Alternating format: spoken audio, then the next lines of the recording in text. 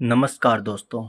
आज हम एक ऐसे नेताओं के बारे में बात करेंगे, तो शुरू करते हैं। भारत की राजनीति में कुछ ऐसा नेता हुआ जिन्होंने समाज के वंचित वर्गों को संगठित करने और राजनीति में उनकी भागीदारी बढ़ाने का प्रयास किया। ऐसे ही नेताओं में एक प्रमुख नाम है कांशीराम। एक साधारण परिवार से निकलकर उन्होंने सामाजिक और राजनीतिक आंदोलन खड़ा किया, जिसकी गूंज आज भी भारतीय राजनीति में सुनाई देती है। आइए जानते हैं उनकी पूरी कहानी के बारे में। तो शुरू करते हैं। कांशीराम का जन्म 15 मार्च 1934 को पंजाब के रूपनगर जिले के पृथ्वीपुर बुंगा गांव में एक रामदासिया सिख परिवार में हुआ। उन्होंने विज्ञान विषय से स्नातक की पढ़ाई पूरी की। पढ़ाई के बाद उन्हें पुणे की एक सरकारी रक्षा प्रयोगशाला में नौकरी मिली। उस समय शायद किसी ने नहीं सोचा होगा कि यह युवा आगे चलकर भारतीय राजनीति का एक बड़ा चेहरा बनेगा। फिर सरकारी नौकरी के दौरान कांशीराम ने समाज में मौजूद असमानताओं और भेदभावों को करीब से देखा। इसी दौरान वे डॉक्टर भीमराव अंबेडकर के विचारों से गहराई से प्रभावित हुआ। उन्होंने महसूस किया कि सामाजिक परिवर्तन के लिए केवल जागरूकता ही नहीं, बल्कि मजबूत संगठन और राजनीतिक भागीदारी भी जरूरी है।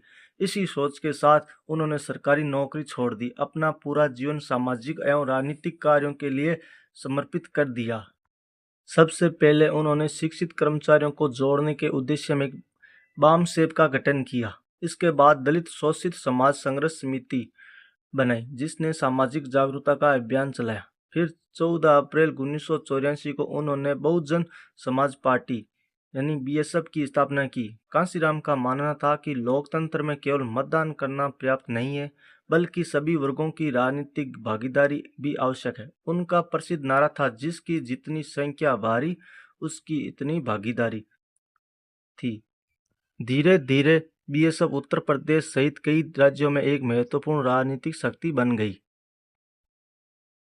कांशीराम ने मायावती को राजनीति में आगे बढ़ाया और उन्हें पार्टी का प्रमुख नेता बनाया। आगे चलकर मायावती कई बार उत्तर प्रदेश की मुख्यमंत्री बनी।